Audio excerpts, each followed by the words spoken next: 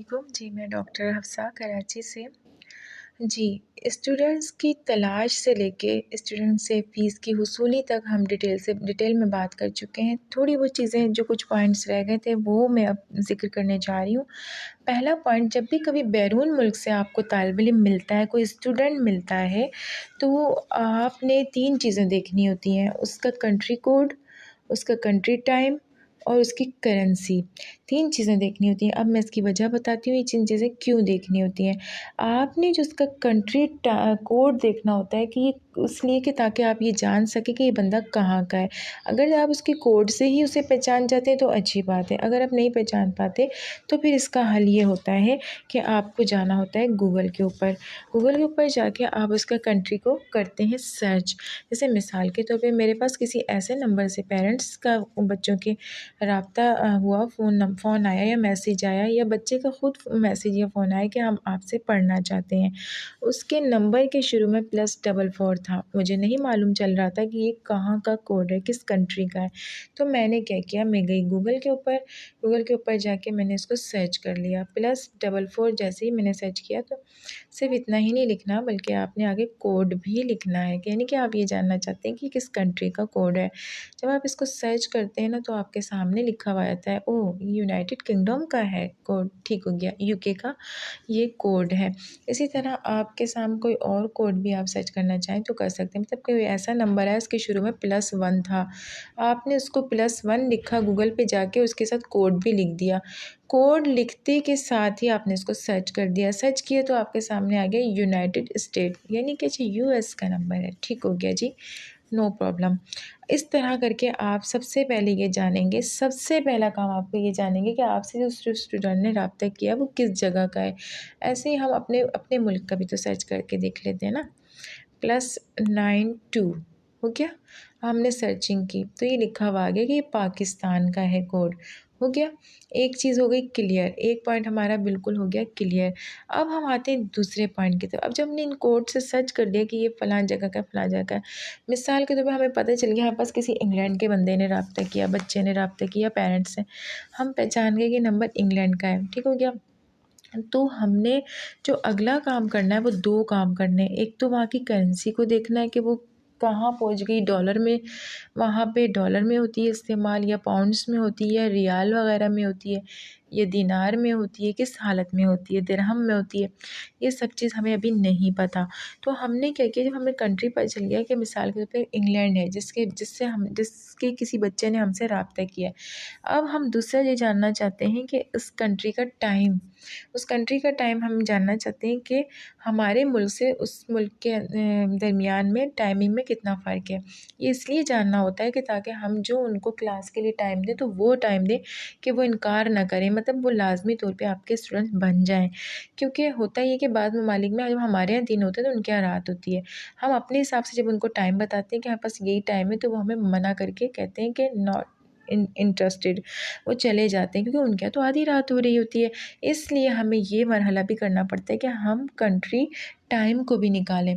अब मिसाल के तौर पे इंग्लैंड का एक बंदा मुझसे रब्ता करता है कि मुझे आपसे पढ़ना है, ठीक हो गया। तो मैंने क्या करना है, हमने लिखना है England time to PKR time, ठीक हो गया। England time to PKR time या पाकिस्तान टाइम एक ही बात है, जिस तरह भी लिख लें, हो गया। पाकिस्तान टाइम हो गया।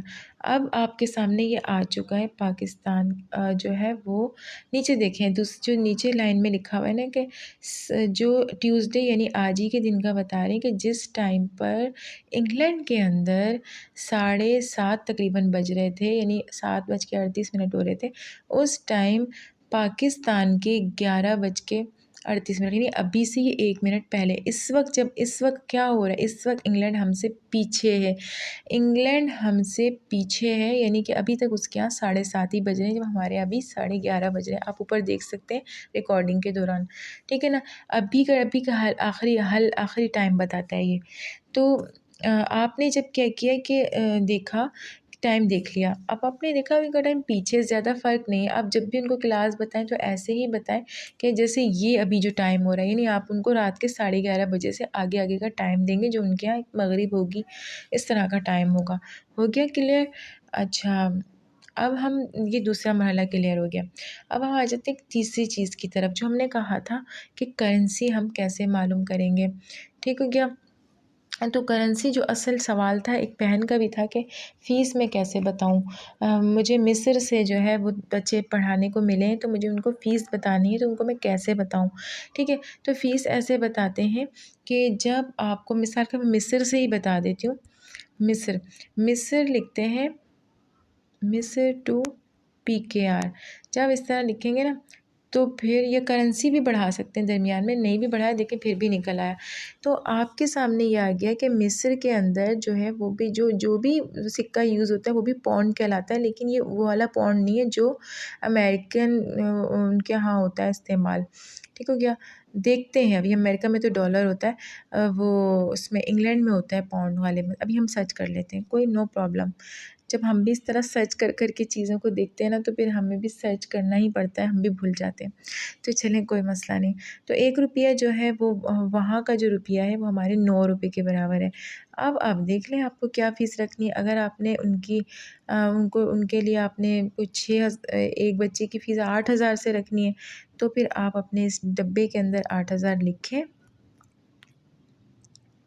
पहले वाले को डिलीट करें, 8,000 लिखें। जैसे कि आपने एक बच्चे की 8,000, तो उनकी क्या बनेगी, 861 रुपये।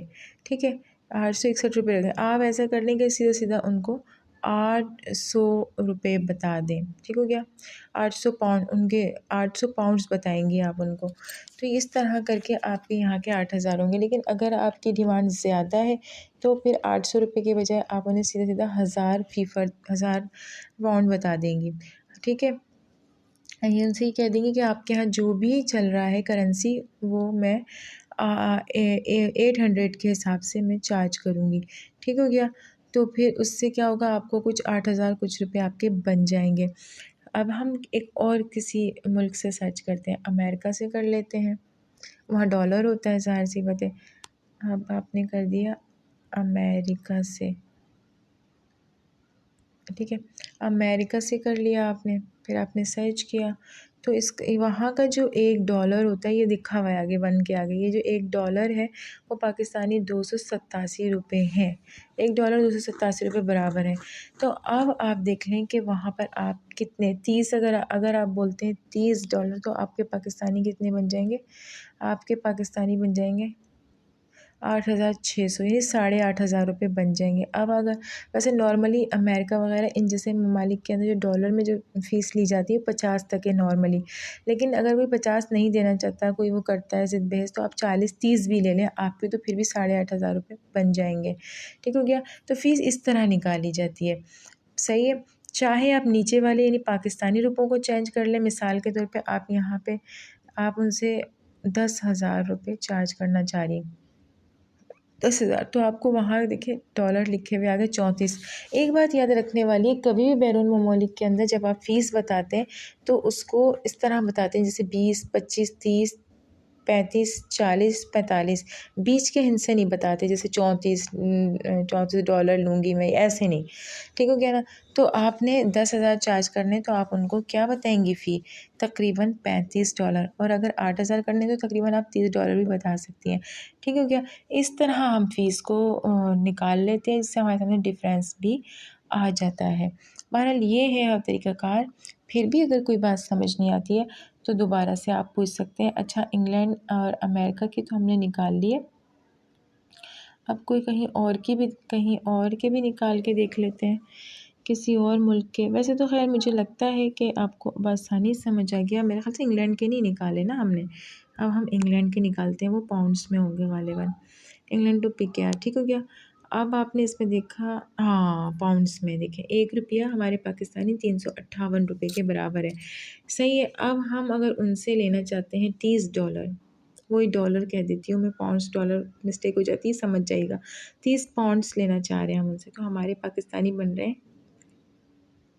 10,760। यानी हम इतनी गुंजाइश है कि हम इनसे जो है 25 पाउंड भी चार्ज कर सकते हैं, जो हमारे 8,500 रुपये फ़ी फ़र्द के बन रहे होते हैं। बाकी आपकी मर्ज़ी है, आपकी डिमांड पर है मुनहसर है। जैसे कि मैंने एक वाक़या भी ज़िक्र किया था कि मेरी सिस्टर को एक ऐसी तालिबा मिल गई कि जो ताल्लुक़ रखती थी सऊदी अरब से, और वो 2 दिन उसकी सिर्फ़ क्लास लेती है, लेकिन वो 16,000 पाकिस्तानी चार्ज कर रही है। चलिए हम उसको भी देख सकते हैं, कोई मसला नहीं है। उसके लिए हम कर देंगे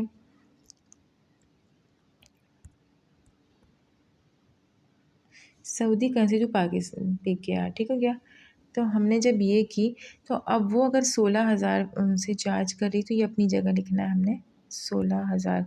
हमें ये पता चलेगा कि यानी उनके उसमें वो रियाल में होता है सऊदीया में, बस 1600 नहीं 16,000, ठीक हो क्या। समझो कि पर पर्सन वो चार्ज कर रही है 209, समझो कि अब 209 बन रहे हैं उनके रियाल, लेकिन हमारे पाकिस्तानी 16,000 बनते हैं। तो ये कि 200 रियाल भी उनको कहे जा सकते हैं सऊदी वालों को, लेकिन ये मतलब हर एक के लिए नहीं है ये नुस्ख़ा, ये सिर्फ नुस्ख़ा कहीं कहीं कारगर होता है। तो लिहाजा मुझे नहीं लगता कि अगर सऊदीया में आप चार्ज कर रहे हैं तो आप मेरे ख़्याल से 10,000 से ही करें, तो आपके फिर भी 130 रियाल आप उनसे डिमांड कर सकते हैं।